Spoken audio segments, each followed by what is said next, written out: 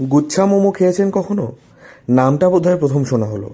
আসলে নেপালের নেওয়ার নামক উপজাতির স্পেশাল খাবার হচ্ছে এই গুচ্ছা মোমো। তারা অবশ্য এটিকে মোমো চা বলেন। সাধারণ মোমো থেকে একটু আলাদা এই গুচ্ছা মোমো।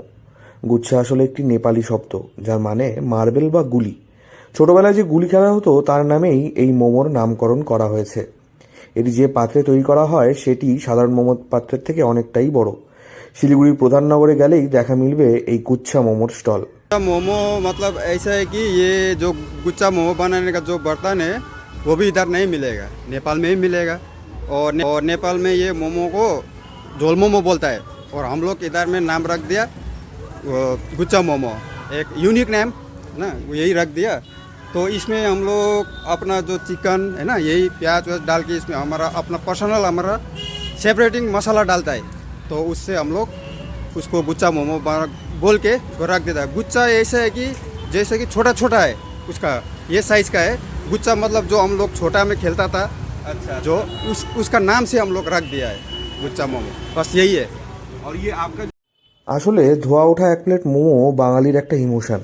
ঠিক যেমন এই দোকানের তাঁত ভালো নাকি অন্য দোকানের সিল্ক, তাই নিয়ে একটা টানাপোড়েন চলে, তেমনি মোমোর স্বাদ নিয়েও চলে জোরবার লড়াই। তবে সেই লড়াইয়ে এই গুচ্ছা মোমোকে মনে হয় কেউ হার মানাতে পারবে না। সাধারণ মোমো যেভাবে বানানো হয় ঠিক সেভাবেই মোমো তৈরি করা হয়। তবে এখানে পেঁয়াজের পরিমাণ প্রায় নেই বললেই চলে। শুধুমাত্র মাংস দিয়েই তৈরি করা হয় এই গুচ্ছ মোমো। এর অন্যতম জিনিস হলো 2 ধরনের চাটনির সঙ্গে এটি পরিবেশন করা হয়। গুচ্ছা মোমোটা বেশ ইউনিক লাগলো। এরকম মোমো মানে সচরাচর দেখা যায় না আর কি। এরকম ছোটো ছোটো মোমো ওই সাইজের ঝোলের সাথে দেওয়া। এই ঝোল মোমোটা খেয়েছি এর আগেও, কিন্তু এরকম ঠিক না, মানে একটু আলাদা, টেস্টটাও আলাদা। আর এটা একটু যে দাদার কাছে শুনলাম যে এটা নাকি নেপালে বেশি পাওয়া যায় এই ধরনের যে মোমোটা, তো খেয়ে বেশ ভালোই লাগলো।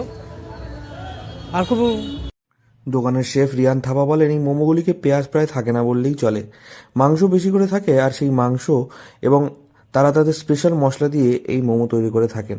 টমেটোর সঙ্গে কাজু, তিল, সয়াবিন গুঁড়ো দিয়ে তাদের স্পেশাল চাটনি তৈরি করা হয় এবং সেই চাটনির সঙ্গেই এই মোমো পরিবেশন করা হয়।